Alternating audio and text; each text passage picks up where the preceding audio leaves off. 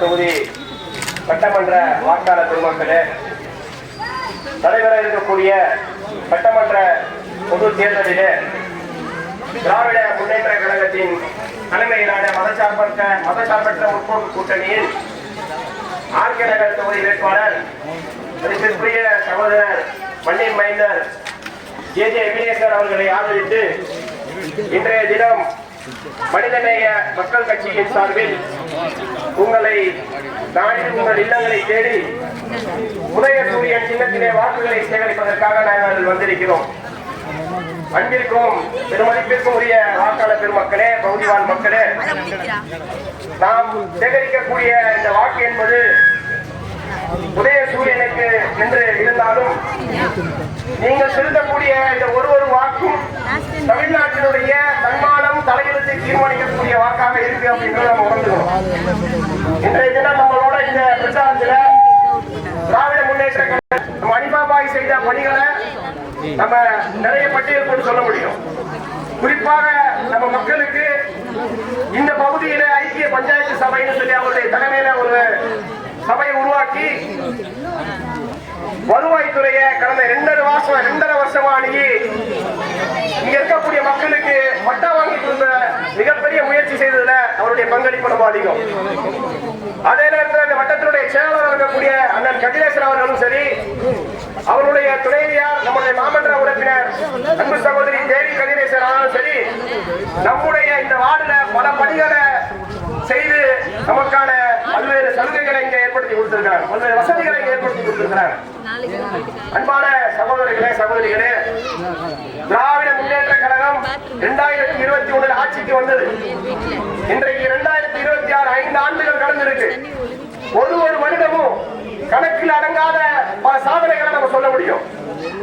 2021 ஆட்சி அமர்ந்த பிறகு அன்றைக்கு இந்தியாவிலே இருந்த மிகப்பெரிய ஒரு பிரச்சனை குடியுரிமை திருத்த சட்டம். அந்த சட்டத்திற்கு எதிராக இந்த நாட்டில் இலங்கை தமிழர்களும் சிறுபான்மையினரும் பதறி கதையிருக்கக்கூடிய நேரத்தில் எங்களுக்கு உற்ற தோல் மீது கை வைத்து உங்களுடைய குடியுரிமைக்கு நான் பாதுகாவலாக இருக்கிறேன் என்று சொல்லி சட்டமன்றத்தில் அந்த குடியுரிமை திருத்தத்திற்கு எதிராக தீர்மானம் கொண்டு வந்தவர் முத்துவேல் கருணாநிதி ஸ்டாலின். அதே சட்டத்தை இன்று வேறு வடிவத்தில் பாரதிய ஜனதா கட்சியும் இந்த அடிமை அதிமுகவும் சேர்ந்து கொண்டு வேற வழிகளில் உள்ள வந்து பார்க்கிறாங்க. அதையும் முறியடிக்கக்கூடிய வகையில தான் நேற்று நடந்த நாடாளுமன்றத்தில் நடந்த தொகுதி மறு சீரமைப்பு மறுவரையறை அந்த மசோதாவை காலி செய்ததில் மிகப்பெரிய பங்கு திராவிட முன்னேற்ற கழகத்தினுடைய நல்லாட்சி நாயகன் மு.க. ஸ்டாலின் அவர்களுக்கு உண்டு. இந்த நாட்டில் அமைதி நிலவ வேண்டும் என்பதுதான் முத்துவேல் கருணாநிதி ஸ்டாலின் அவர்களுடைய ஒரே எண்ணம். இந்த நாட்டிலே வளர்ச்சி இருக்க வேண்டும், அதற்கு தமிழ்நாடு முன்னோடியாக இருக்க வேண்டும் என்பதுதான் மு.க. ஸ்டாலின் அவர்களுடைய எண்ணம். அவருடைய அன்பிலே அவருடைய அரவணைப்பிலே இருந்த வேட்பாளர் தொகுதியினுடைய சட்டமன்ற உறுப்பினர் தான் மீண்டும் போட்டியிடக்கூடிய ஜான் எபினேசர் அவர்கள். ஜே எபினேசர் என்று நம்ம அன்போடு கூப்பிடுறோம். ஜே எபினேசர் இந்த தொகுதியில செய்த பணிகளை பட்டியல் போடணும்னு சொன்னா தேர்தல் முடிஞ்சிடும்.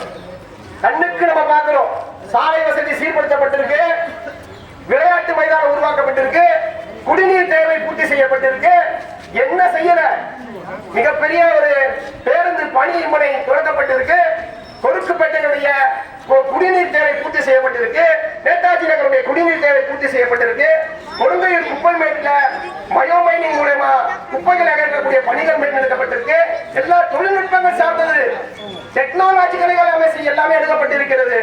இந்த ஆட்சி வேணுமா, இல்ல கூடு கும்பிடு போட்டுக்கிட்டு கையை கட்டிக்கிட்டு அம்மா ஐயான்னு சொல்லி அடிமையா இருக்கக்கூடிய ஆட்சி வேணுமா என்பதை இந்த வாக்காளர்களை நீங்க உணரணும்.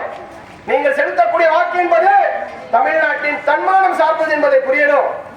விசிலடிச்சா குஞ்சுகளோ பாசமா பாயாசமான்னு சொல்லிக்கிட்டோ பல பேர் இங்க வருவா. அவனுக்கு என்ன பேச தெரியும்? 2 நிமிஷம் பேப்பரை குடிங்கிட்டா பேச தெரியாது, முடிப்பான். அவன் ஆட்சி செஞ்ச அந்த நாடு வழங்குமா? நீங்களும் நானும் ஒத்துமையா இருக்க முடியுமா? அவனும் அடிமை சாசனம் தான். சினிமாவில் டைலாக் பேச முடியும், அப்பா பேசிட்டா திருத்தி பேசிக்கலாம், இன்னொரு டேக் எடுத்துக்கலாம், எடிட் பண்ணி கட் பண்ணிக்கலாம். நிஜத்துல செய்ய முடியுமா? ஒரு நாட்டில ஒரு அரசு ஒரு தவறான முடிவு எடுத்துட்டா அந்த நாடு நிலைக்குமா? இந்த மாநிலம் நிலைக்குமா? இன்னைக்கு எத்தனை மாநிலங்கள் தாராளாக்கப்பட்டிருக்கு. எந்த அரசியல் அடிப்படை அறிவும் இல்லாம சைக்கிள் ஓட்டுறா, ஒருத்த பூங்கொத்தை தூக்கி போடுறான், அதை பாம்பு நினைச்சு ஓடுறான். இவன் வந்து தலைவனா?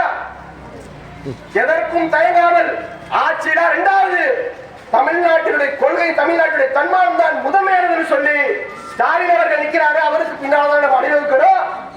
நம்முடைய வாக்குகள் மதிப்புமிக்கது. அன்பிற்குரிய வாக்காளர்களே, நீங்கள் உணர்வு பூர்வமாக யோசிக்காதீங்க, நீங்கள் அறிவுபூர்வமாக யோசிங்க. போனா போது ஒரு ஓட்டு போட்டு பார்ப்போமே, விஜய் என்னதான் பண்றாரு பார்த்துருவோமே. தயவு செய்ய தப்ப செஞ்சிடாதீங்க. அந்த விஜய்க்கு அவங்களுடைய ஓட்டுக்கான மதிப்பே தெரியாது. புரிந்து கொள்ள வேண்டும் இளைஞர்கள்.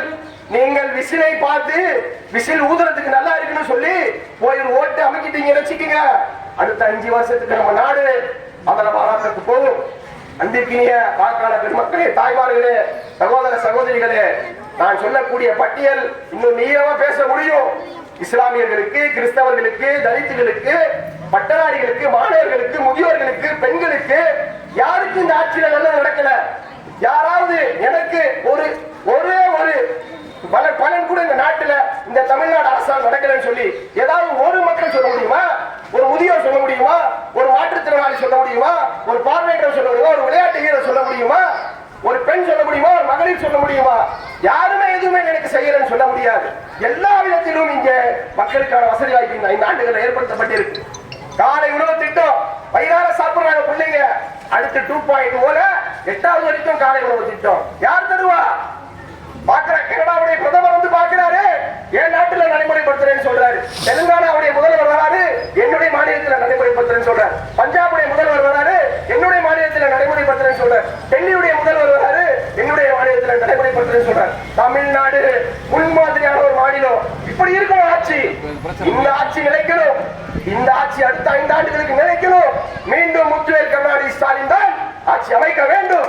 அதற்காக உங்களுடைய வாக்குகளை நீங்கள் சிந்தாமல் அறிவுபூர்வமாக யோசித்து தமிழ்நாட்டின் தன்மானத்தை காக்கக்கூடிய இந்த தேர்தலில், தமிழ்நாட்டின் தனித்தன்மை தீர்மானிக்கக்கூடிய இந்த தேர்தலில் உதய சூரியன் சின்னத்திலே நீங்கள் ஜே தினேசன் அவர்களை மீண்டும் வெற்றி பெற செய்ய வேண்டும்.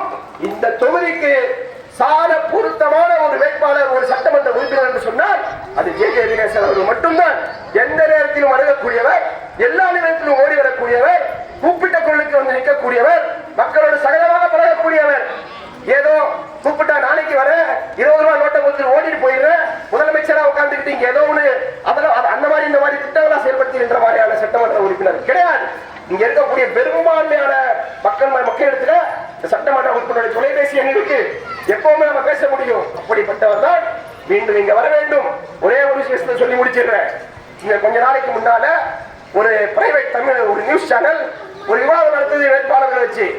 அங்க விவாதத்துல அதிமுகவுடைய அடிமைகள் எதிரேசன் அவர்களை அவர் பேசக்கூடிய ஒவ்வொரு விஷயத்துக்கும் கேலி கூட்டு செய்யக்கூடிய வகையில கைகளை தட்டுறது, அவரை வந்து கேலி கிண்டல் பண்றது, அவர் ஏதாவது ஒரு நல்லது பேசினா வேற விதமான வார்த்தைகளை எல்லாம் பயன்படுத்தி அந்த இடத்துல அவர் நிலைக்குறை செய்யக்கூடிய வேலைகளாம் செஞ்சாங்க. இந்த மாதிரி விஷயங்களை கொண்டெல்லாம் திமுகவுடைய சட்டமன்ற உறுப்பினரை நீங்க ஒதுக்கிட முடியாது. அந்த இடத்துல நீங்க ஜெயிக்கலாம். ஏதோ நாதாரிகளை ஊதாரிகளையோ தெருவில் போனவங்களை கூப்பிட்டு நீங்க கட்ட விட்டு நீங்க ஆவுன்னு சொல்லி எங்களுடைய சட்டமன்ற உறுப்பினரை உருட்டி ஏமாத்திடலாம். ஆனால் மீண்டும் அவர் தான் நீங்க சட்டமன்ற உறுப்பினர் வருவார். இருக்கக்கூடிய எல்லா மக்களுடைய ஓட்டம் அவருக்கு தான் விழணும், நாம் விழ வைக்க வேண்டும் என்று சொல்லி வாய்ப்பு நடத்தி கொண்டிருக்கிறேன். நன்றி. மதசார்பற்ற முற்போக்கு கூட்டணி மனித மக்களுக்கு ஆதரவு பெற்ற ஜே வெற்றி வேட்பாளர் ஜே அவர்களை ஆதரித்து நடைபெறும் இந்த வீடியோவாக நடைபெறும் பிரச்சாரம் இறுதி கட்டத்தை எட்டியுள்ளது.